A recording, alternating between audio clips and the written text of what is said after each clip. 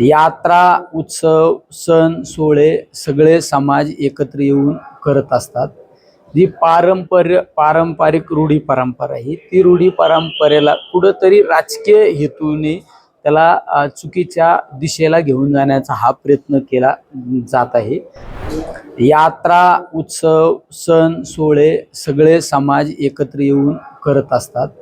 जी पारंपरिक रूढी परंपरा आहे, ती रूढी परंपरेला कुठंतरी राजकीय हेतूने त्याला चुकीच्या दिशेला घेऊन जाण्याचा हा प्रयत्न केला जात आहे. हे चुकीचं आहे. तुम्ही पाहिलं असेल, प्रत्येक सण उत्सव आपण सगळे समाज एकत्र येऊन साजरा करत असतो. मी तर बऱ्याच वेळा सांगतो, छत्रपती शिवरायांची जयंती 19 फेब्रुवारीला झाली. मी तर बऱ्याच ठिकाणी सांगितलं की आज खऱ्या अर्थाने छत्रपती शिवरायांच्या विचाराची गरज समाजाला आहे. छत्रपती शिवरायांचा विचार, छत्रपती शिवरायांचं हिंदुत्व आज आपल्याला त्या ठिकाणी पाहिजे. कारण छत्रपती शिवरायांचे विचार 18 पगड जाती धर्माला एकत्र घेऊन चालणारे विचाराची आज समाजाला गरज आहे. तुम्ही काय भूमिका घेणार का याबाबत?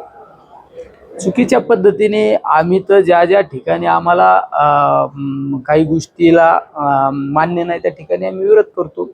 तुम्ही पाहिलं असेल, काल परवा आपल्याकडं तर बुलडोजरशाही सुरू झालेली आहे. आमच्या बुरानगरला स्वतःचा लेआउट, आमच्या देवी अंबिका माते देवीच्या भगत त्या परिवाराचा स्वतःचा लेआउट, स्वतःची जागा, तरी त्यांचं जमीनदोस्त केलं. आमचं वडगाव गुप्ताला एका उतार्यावर आदिवासी समाजाची वसाहत म्हणून नोंद केलेली, तिथं सुद्धा जमीनदोस्त केलं. म्हणजे चुकीच्या पद्धतीने लोकांना टार्गेट करून त्या ठिकाणी त्यांना उद्ध्वस्त करण्याचा प्रयत्न या ठिकाणी केला जात आहे. म्हणजे विकासापासून या समाजाला चुकीच्या दिशेला घेऊन जाण्याचं काम जाणीवपूर्वक हे सरकार करत आहे.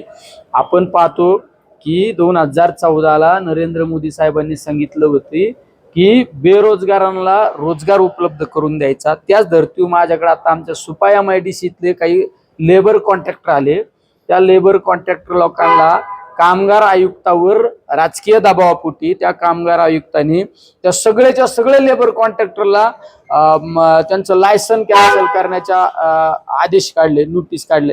हे कुठल्या कायद्याला आधारे नाही, कुठल्या कायद्याचा संदर्भ नाही. त्यांचं सगळं टॅक्सेस नियमात भरले जातात. कुठल्या कंपनीची तक्रार नाही, तरी त्यांना त्या ठिकाणी त्या लेबर कॉन्ट्रॅक्टरला तुमचं लायसन कॅन्सल करण्याचे आदेश केले. हा सुद्धा औद्योगिकरणाला त्रास देण्याचा प्रयत्न जाणीवपूर्वक केला जातो. म्हणजे या सरकारला चांगलं काम करण्याच्या ऐवजी आजपर्यंत चुकीच्या गोष्टीला घेऊन जाण्याचं काम जाणीवपूर्वक केलं जातं. महिलांच्या बाबतीत तर एकदम भयानक परिस्थिती.